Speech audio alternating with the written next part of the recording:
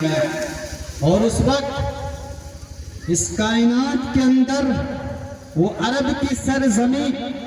جہاں پر سرور کائنات صلی اللہ علیہ وسلم تشریف لائے، عیسیٰ علیہ السلام کے چلے جانے کے بعد 650 سال کا جب دور ایسا گزرا کہ کوئی لوگوں کو اللہ کی طرف دعوت دینے والا نہیں آیا، تو لوگ ان کے گناہ اتنے زیادہ بڑھ گئے تھے کہ وہ لوگ خون پینے کے، شراب پینے کے عادی ہو گئے تھے۔ حد یہ تھی کہ اگر کسی بیوی کا انتقال ہوتا تو لوگ بیوی کے ساتھ شوہر کو بھی زندہ جلا دیا کرتے تھے اور یہ کہتے کہ اس بیوی کی نحوست سے شوہر کا انتقال ہوا ہے۔ یہاں تک کہ جس چارپائی پر لیٹے ہوتے، جب بچی کی پیدائش کا ذکر سنتے تو اسی چارپائی کے نیچے گڑھا بنا کر کے رکھتے، جب بیٹی کی پیدائش کا ذکر سنتے اس بیٹی کو اسی گڑھے میں زندہ دفن کر دیا کرتے۔ آپ اندازہ لگائیں کہ کتنا بدترین معاشرہ ہو چکا تھا وہ معاشرہ جہاں پر آقا نامدار تاجدار مدینہ محمد رسول اللہ صلی اللہ علیہ وسلم جیسا آفتاب طلوع ہوا، جب زمین نے یہ گناہ دیکھے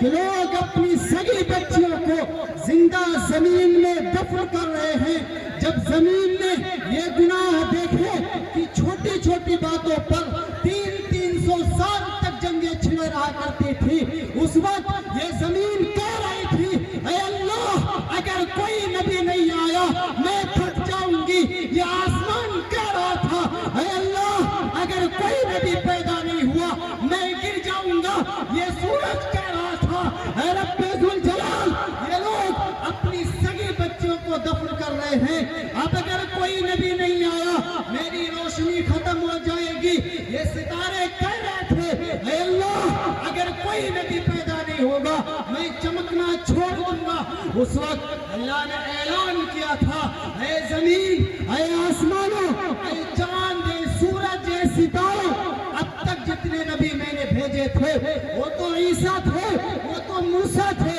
وہ تو صالح تھے، اے کائنات کے ذروں ذروں اب جو نبی میں بھیجنے والا ہوں وہ محمد رسول اللہ ہوں۔ اللہ رب العزت نے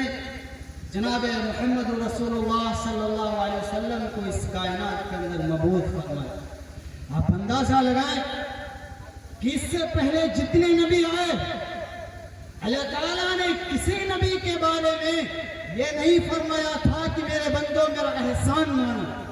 اللہ تعالیٰ نے بے شمار نعمتیں اس امت پر نچھاور کی ہیں، وہ امت جس کی نماز سجدہ سہو سے صحیح ہو جاتی ہے، وہ امت اگر پانی نہ ملے تیمم سے اس کی نمازیں صحیح ہو جاتی ہیں۔ بے شمار انعامات سے اس امت کو رب ذوالجلال نے سرفراز فرمایا، لیکن پورے کائنات میں اور پورے قرآن میں اللہ تعالیٰ نے کہیں یہ نہیں فرمایا تھا کہ میں نے تم پر احسان کیا ہے۔ قربان جاؤ عاشقان رسول، جب باری آئی محمد رسول اللہ کی، جب باری آئی پیارے آقا صلی اللہ علیہ وسلم کی، جب باری آئی آمینہ کے لال کی، اللہ نے کسی اور نعمت کے بارے میں یہ نہیں فرمایا تھا کہ میرے بندوں میرا احسان مانو، لیکن جب باری آئی آمینہ کے لال کی تو اللہ نے اپنے کلام کے اندر ارشاد فرمایا تاکہ آنے والی ہر قوم ہر امت یہ پڑھ سکے، یہ دیکھ سکے۔ اللہ نے اعلان کیا ساری انسانیت کے لیے، وہ لوگوں دیکھ لو کہ میں نے اپنے محبوب کا رتبہ کیسا بنایا ہے۔ اللہ نے اعلان کیا، احسان کا ذکر کیا، فرمایا اللہ تعالیٰ نے لقد من اللہ علی المؤمنین اذ بعث فیہم رسولا، کہ میرے بندو میرا احسان مانو کہ میں نے تمہیں محمد جیسا نبی دیا۔ اللہ تعالیٰ نے کسی اور نعمت کے بارے میں نہیں فرمایا تھا کہ میرا احسان مانو۔ جب باری آئی محمد رسول اللہ صلی اللہ علیہ وسلم کی تو اللہ تعالیٰ نے ارشاد فرمایا کہ میرا احسان مانو کہ میں نے تمہیں محمد جیسے نبی کے امت میں پیدا کیا ہے۔ عاشقان رسول، اس سے پہلے جتنے انبیاء آئے، جتنے پیغمبر آئے، کوئی کسی خطے کا نبی بن کر آتا، کوئی کسی محلے کا نبی بن کر آتا، کوئی کسی ضلع کا نبی بن کر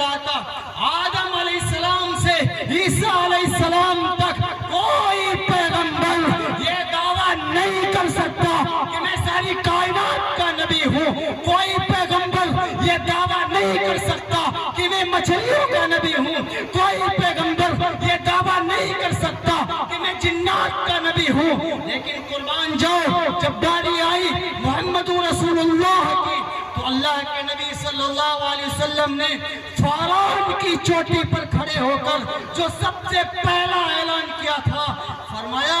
یا ایھا الناس کہ جو بھی انسان ہے جو آج موجود ہے آنے والے وقت میں پیدا ہوگا, جو آج موجود ہے آنے والے وقت میں آئے گا, جو مکے کا رہنے والا ہو یا مدینے کا رہنے والا ہو. آمنہ کے لال نے فاران کی چوٹی پر کھڑے ہو کر اعلان کیا انی رسول اللہ الیکم جمیعا, میں اس کی جانب اللہ کا رسول بن کر آیا.